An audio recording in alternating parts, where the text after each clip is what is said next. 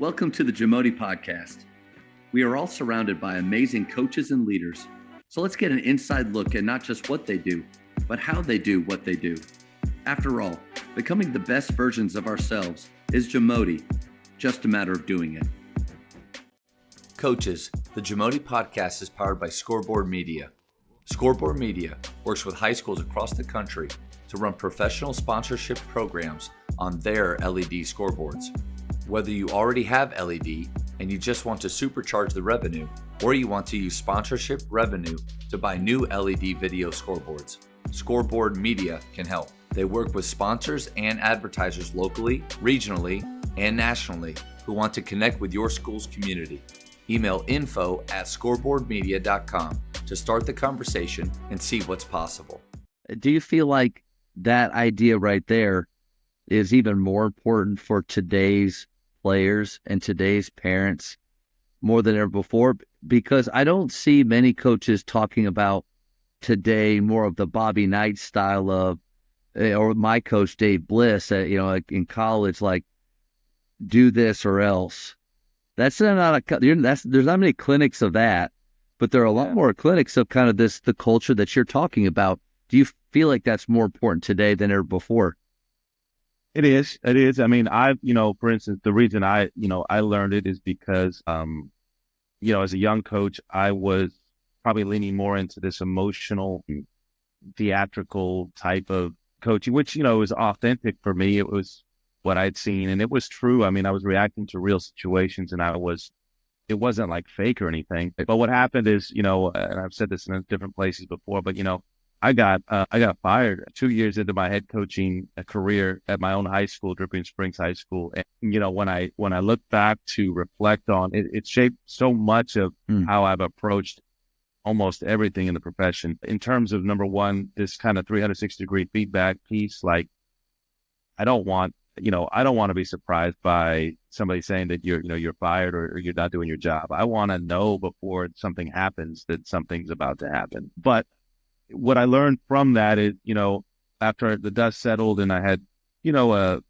a very creative and high performing player that I was battling with just because of, maturity, both he and I, to be honest with you, as a young coach. And I felt like I was right by standing up for, what the team needed me to stand up for. And I wasn't wrong. But what I was missing was that I felt like there was only one way to get him to align with our team standards and our team mission, right? And that was through me battling him, and standing my ground and everything. After the dust settled and I started thinking about it, I remember as I went to Austin High after that. But I remember thinking at first I felt, wronged for being fired and everything else. But after a while, I started to kind of reason out to myself, if I'm trying to act like I'm trying to be a great teacher or a great coach, the great teacher, the great classroom teacher doesn't just reach the wonderful students who already come to class on time, are ready to go, have all their supplies and have predisposed to learning and love it. Those are the easy, loyal soldiers to lead. Any coach can do that. That's not a noble undertaking. That's a fun undertaking to get that opportunity to coach people that are so willing, right? That's when we're lucky as coaches and that everything's great. But if you want to be considered a great coach and teacher, I have to be able to connect with and also teach and get more creative, more tricky students, more, quote, difficult students. How do I get them to get in the fold with everybody else? Now that is quite a noble undertaking. So if I can do that, then that would actually make me a great coach, because that would mean I could reach all my students, not just the ones that were easy to reach. Wow. Coach, thank you for sharing that about your story. You said you had talked about it before, but I didn't know that. And, one, I think it's a great example of learning from failure, because we want our players to learn from their mistakes and to have a growth mindset and a next mentality. But man, I wonder how many times we take our own advice in that. Like, how often when bad things happen, do we only blame and we never look at ways to grow? And that failure or that change in job there, man, puts you on a way different path. And so I appreciate you sharing that. Well, it did put me on a different path, and it wouldn't have allowed me. We're talking about this, your question and perspective about, this approach to coaching. I would have never been able to be a pro coach, a coach of professionals, if I hadn't learned, how to lean into competency, lean into the craft, lean into teaching, well, and corrective measures, and finding different ways to teach, and all those things that create the behavior change. It's what's allowed me to be, an effective professional coach. But why that's, kind of everywhere, not just in the pros now with professionals, if I'm coaching a professional, I'm coaching a grown adult person. Yeah. I cannot talk to them recklessly, right? They have full license to respond to that, however which way they want to, both either verbally or physically. And they have that ability because it's an adult, and people don't go into workplaces and talk to peers and adults that way.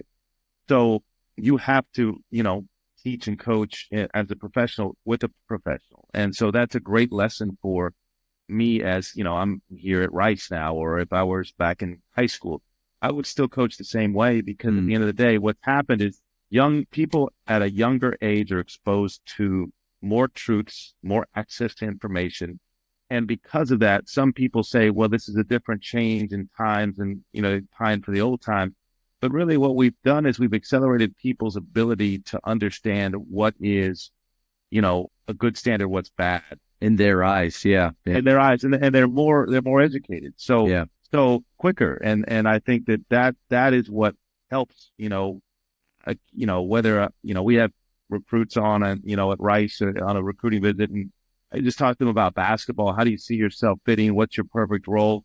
Just an open conversation about basketball. What's the best usage of you? What do you expect of me? I always ask that as when I was a head coach at Calgary or wherever, I'd always interview the players, and I'd always ask them at the end, what do you expect from me as your head coach?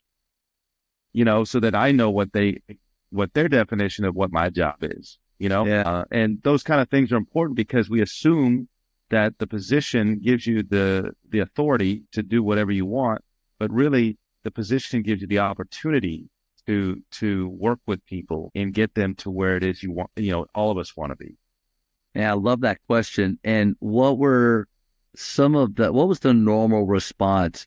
Did you get surprised quite a bit that you asked them that? Were many players able to quickly articulate what they're looking for? What was that like? Yeah, I think, again, talking to players after the fact, in review, after seasons and stuff, just to say what stands out to them. I think, in those same conversations, I'm telling them to tell me their perfect role in their own words, using all of your skills. Describe to me, what position are you playing?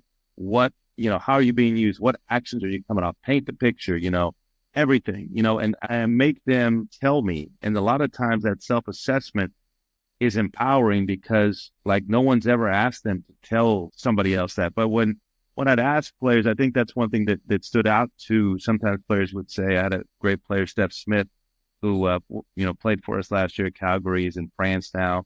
Great player, great point guard, great leader. But one thing he said when I spoke to him, in after the season when I visited him in France, is just like, from the start, the questions you asked me from the start when we first, interacted on the phone, I could tell, that you were different and had a different approach, and you were really on top of, what you were doing. But to answer your question about their responses in terms of what they expected from coaches or from me, it's a lot of times is tell me the truth, hold me accountable, don't sugarcoat it, things that we would want them to say to now. And not using that as like, I got you, like, hey, no, you said that you want, no, it's an ability to bring them close, to be like, listen, you and I both know what you want. And and like a way to actually to get them to where they want to be and be a part of that. I think it's like you keep using disarming.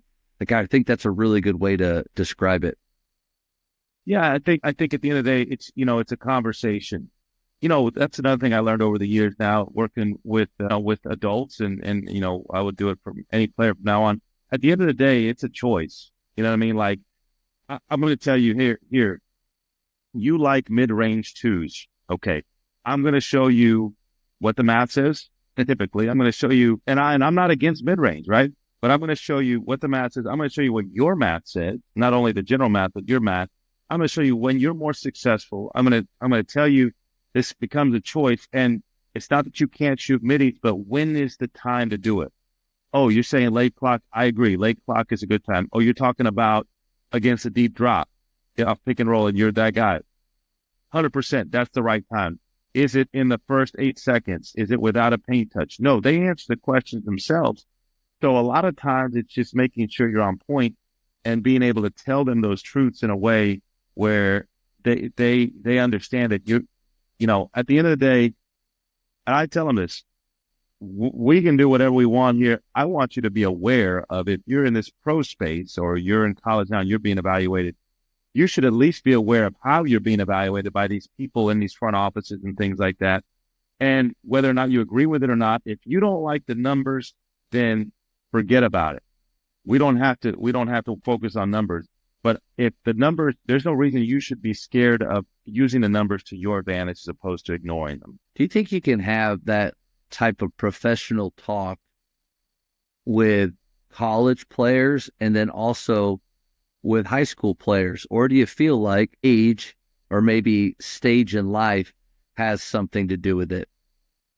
I think you can have it with everybody. I think it's really, really a great tool as a coach and teacher.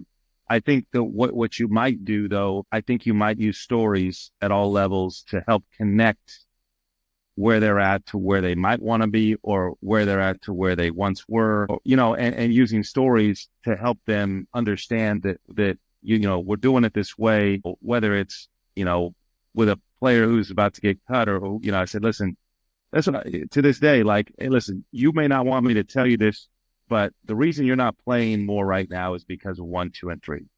I could tell you nothing. I could help make you guess about it. But me personally, I lost a job that was really important to me, and I never knew why I lost that job. I never was told. I was never given an opportunity to fix it, and I really would have fixed it if I had a chance. So I am telling you because I would rather be told myself, and I think I owe it to you or any professional, and I would do it with any player or any staff member who's working with us, that these behaviors, if you don't change them, will affect outcomes that are important to you. If that doesn't matter to you, no problem. We keep it moving. But if it does matter to you, you deserve to know what is going to affect your ability to get what you want. I would encourage, high school coaches, and I really took a lot from what you just said, to talk to our players the same way. Because I don't know how often me raising my voice or looking really ugly or intense at a kid got the desired outcome, what I want, which is, did they hear what I said? Did they accept it? And now are they going to implement it? I think all it was is maybe they heard, but they're just pissed off and they feel like we're enemies now. And so I think that's maybe, and I don't know if that's age or experience or losing relationships with players, whatever it takes to get us to realize that talking to them as professionals in a calm manner, using facts, using commitments that we know that they've made, which all circles back, though, to what you've said a bunch of times, that you're sitting down having one-on-one meetings. I think we can't lose that if we're not doing that, if we're trying to do all of this in a group setting, thinking that we're going to make these one-on-one connections there, I think we're missing out. Yeah, 100%. And I think that this goes back to the EQ piece we started with. Sometimes there's that player that needs, again, there's a specific tangible story. So when I was at Drippin, I'd get sideways with this and that. And then when I was at Austin High, I had a player who was tricky, who I love, like his son still to this day, had great success. But I just changed. I remember I knew we would get to a point in the practice where it would be the defensive shell. He might like dip out, like not be engaged or whatever. And instead of just like being mad about that or knowing it was coming, as they're warming up before practice and they're getting their free shots, they say, hey, come over here. Let me show you the practice plan today. And I show him the practice plan and I say, all right, I got this, and here. What do you think? Anything I'm missing? He's like, no. I said, see here at the 60-minute mark, we're going to do the shell drill. I said, now at this time, I'm going to turn up crazy and I'm going to expect all kind of crazy things. and I'm probably going to get on your rear end about some things that aren't going on. I just want you to be prepared. I want to make sure you're okay with me getting after it at that moment in time, because I think the team's going to need it. And if they see you handle it the right way, then I think it's going to be really good for the team. Right. So all I did is I just prepared him for, and he's like, I got you, coach, for sure. And then that moment comes and he's ready and he's locked in, and everybody and the team soars because they see that the best player on the team, who they may have thought may have disengaged, or maybe they're a little disengaged, they're like, yo, the best player on the team, he's ready to go. Like, it pushes them over the hump. And by handling that way, as opposed to waiting for it to happen and then getting mad when it happens the way I thought it would, just a totally different strategy and a totally different set of results. Man, what a great story right there. And again, it goes back to that player became a co-creator in that practice with you. The more ownership that we can instill and give in our players goes back to a little bit of what we said about parents and those expectations that we set. How many landmines can we sidestep by them being a part of what we're doing, not just bystanders that are being moved around like chess pieces? I think that's a great example of that. Thank you for checking out today's episode. Please take a moment to subscribe to this podcast, share it with your fellow coaches, and find us on social media for what's coming up next on the JAMODI podcast. It's just a matter of doing it.